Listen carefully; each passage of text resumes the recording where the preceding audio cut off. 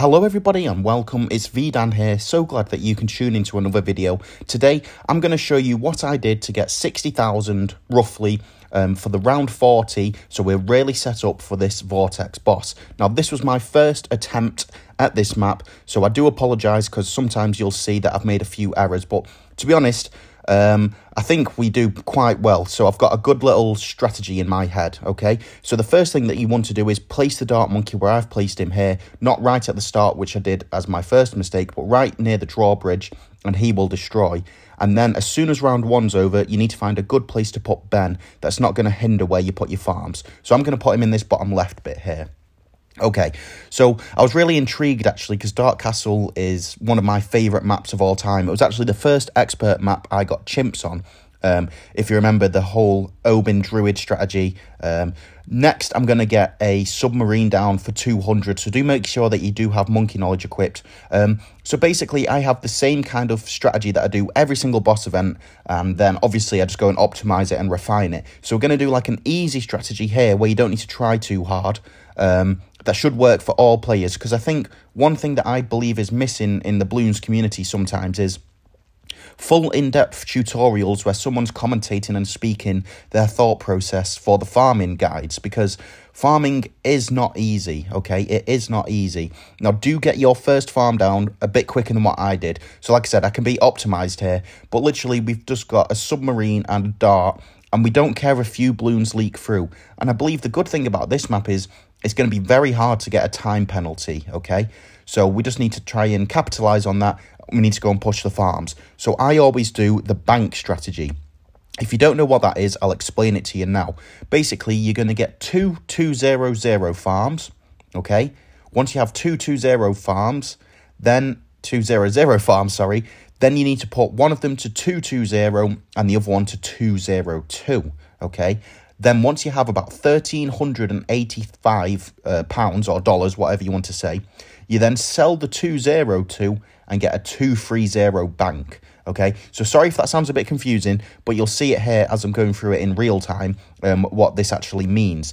So I'm just trying to think about what defenses do I need? Do I need to put any extra defense down? And I thought, I'm just going to be super safe. This is not necessary, but I'm going to get a boomerang down, okay? So pretty much on every single boss event, the minimalistic defense that I'm going to go for is going to be a submarine, a free dart, and a boomerang. And I like to set the boomerang on last here, but I think later on, I decide to set it on first. So you may have to do a tiny little bit of fiddling around, but it shouldn't be too hard, okay? So, yeah. And I used Ben's ability right at the end of round 10, so that as soon as the big cluster of blue balloons come, we get it easily. And then on round 11, you have yellow balloons, and Ben's ability will still be active, and it will just shred them, okay? So now we're going to place down the next farm. And to be optimal with farming, you want to get the upgrades done as quick as possible. So really, you shouldn't really play on double speed that often. As soon as you get close to an upgrade, you need to put it on slow speed and then get the upgrade, because otherwise you could miss a couple of 20 here, a couple of 20 there, which doesn't sound like a lot, but there's a huge snowballing effect that goes on with farming. So now all we're going to do is just try and get our 200, our second one, which we can get straight away. And now we're going to start upgrading the middle paths. I do believe that this setup right now will be enough to defend. I don't think we're going to need to get anything else yet, because what I want to do is once I do get the bank, then I'll start upgrading the boomerang a little bit more. Just to be safe, really. You don't need to do it. That's the thing. You don't need to do it.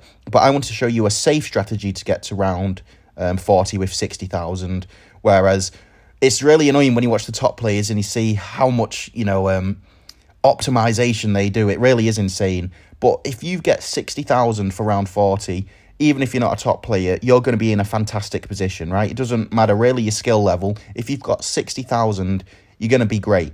And obviously, I am happy to see Vortex returning, because we've not done Vortex in ages, so I do quite like Vortex. Now, a few balloons are leaking through here, but I'm not particularly that worried at all. We do have quite a lot of lives left, so as long as we can survive until we've got the bank, that's all that matters. Okay, so now we're getting very close to the money for the bank, which is 1380 I need before I sell the 202 farm. So I believe I'm going to sell it as soon as I can. I use Ben's ability just as a safety measure, and there's the bank sorted, okay? So make sure that you get the 220 farm first. You want valuable bananas before you get the bottom path second farm, okay? just little kind of intricacies like this can make a big difference. You want to go for the ones that give you the most money as soon as possible. Okay, now I'm just going to be super safe here. I'm going to upgrade the boomerang to 202. If you don't do this step, you'll be able to probably get an extra 1,000 or 2,000 out of this easily. So I'm really excited actually, because when I want to try optimizing this, I believe it'll be possible to pull out a MAD for round 40 without having to do IMF loan farming, which would be really cool if I can do it. So fingers crossed, it'll just have to be super, super aggressive.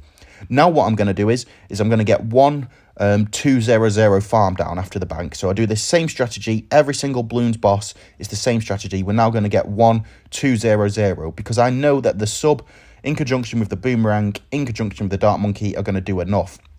The annoying thing is that if you don't have a water map, you can't really put a sub down. So instead, you could probably just put another dart monkey to fill its place, right, for 200, something like that instead, okay? Then the goal is once we have this 200 farm, then we're going to build a lead to gold alchemist, which I believe is one of the best towers in the game, and particularly for when you're doing round 40 to 60, which I won't show here because I've not actually got to 40 to 60 yet, because I'm still thinking of how to optimize this a little bit more. If you have a rubber to gold alchemist down on, say, round 45, you'll probably make, and we're not even joking here, you're going to make a few thousand extra with them down. So do make sure to capitalize on the alchemists when you're in round 40 to 60. I did realize there that there was actually a camo balloon, because the track length is so short, we're not going to get any penalty, so we don't need to worry about it. Okay, so set the alchemist on strong and get the bottom path to lead to gold. So basically the goal is before round 28 you need lead to gold, so that all the leads can easily be converted into plus 50, right, into money. That also means that we will sell the boomerang, because if everything is timed perfectly, we'll also get the balloon trap, because we'll be able to collect from the bank, and the bank will be full at this time, okay? So this is why everything's kind of timed to work really nicely. We're going to be able to collect from our full bank, we're going to be able to have lead to gold, and we're going to be able to have a balloon trap, and we're going to be able to actually get a marketplace down, okay? So as soon as you've got over 9,000 in the marketplace, in the bank, sorry, go and collect and build your balloon trap. Now, I don't think this is the most optimal position here. I'm sure you guys will be able to find a better place than what I did, but I just put him here, and then I tried my best to try and put it in the intersection of all the tracks, but it didn't quite work. There was always one lane that was getting through. So, like I said, that's another reason why this isn't the most perfect optimally solution, but it's just an easy one. Okay, make sure to get a discount village here.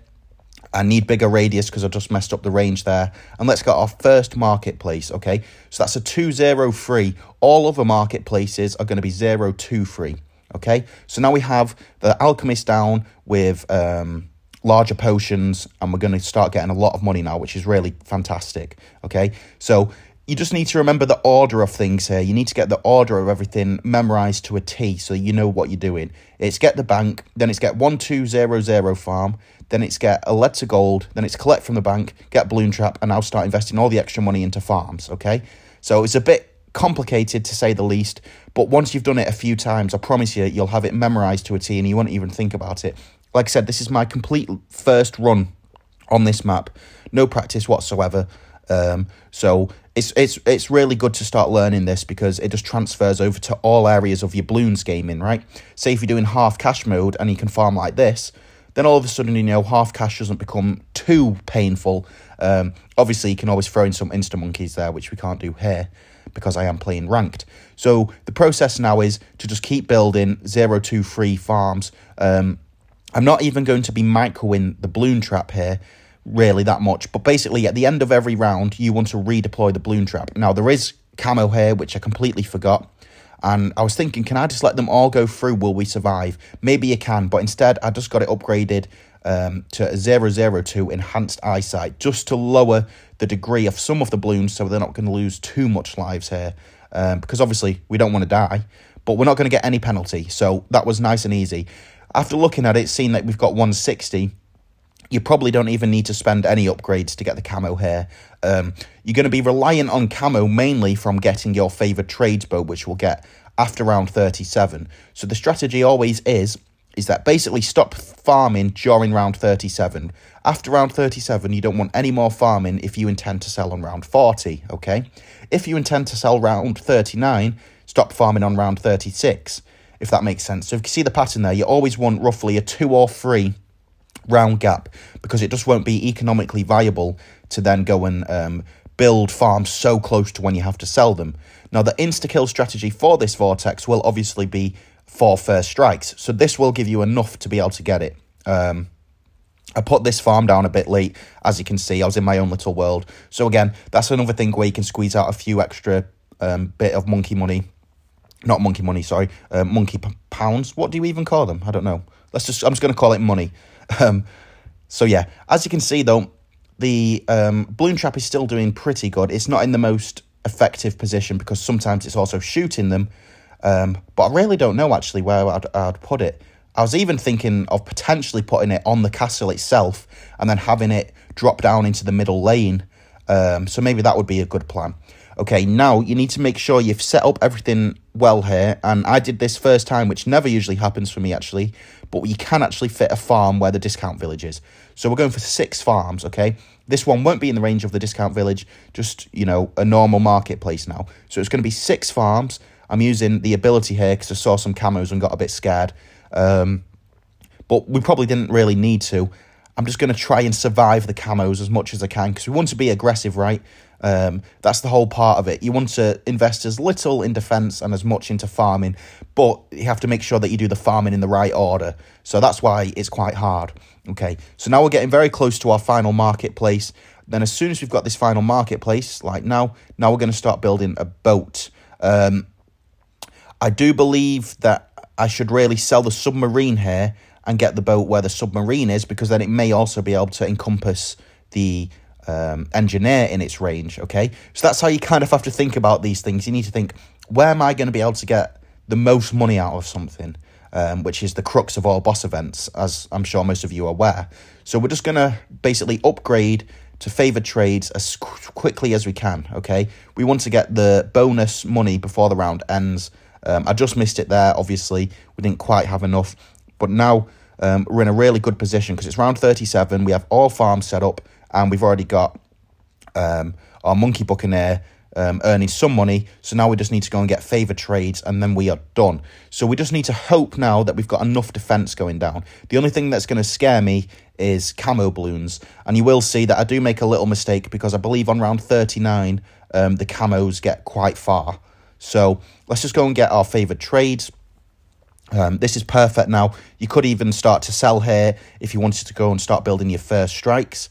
But as you'll see, this run here, I go and sadly mess up. So it's okay to mess up as well. But I'm showing you guys this so that you don't have to mess up. You can just go and, you know, follow this strategy straight away and be sorted. So as you can see, I was just about to die there. So home screen, which obviously you can't do on co-op either way. So make sure that you're, you know, well clued on.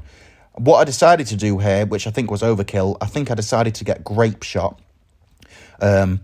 Maybe that was a safe option, actually. I was going to place a sniper, but then I thought it'll probably be best just to get grape shot, right?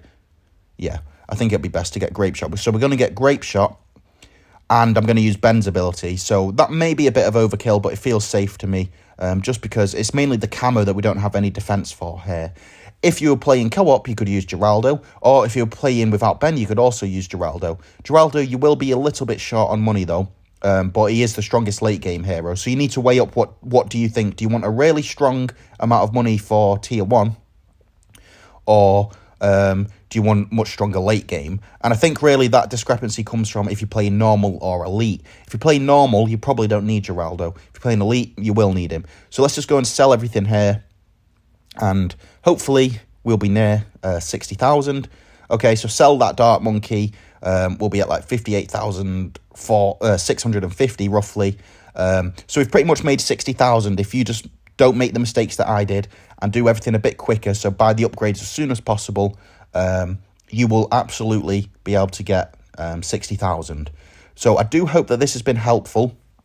Do make sure as well, something that I learned the hard way here, is that you remove the trees at the start so that your defense can actually see Vortex, whatever defense you're going for, that is.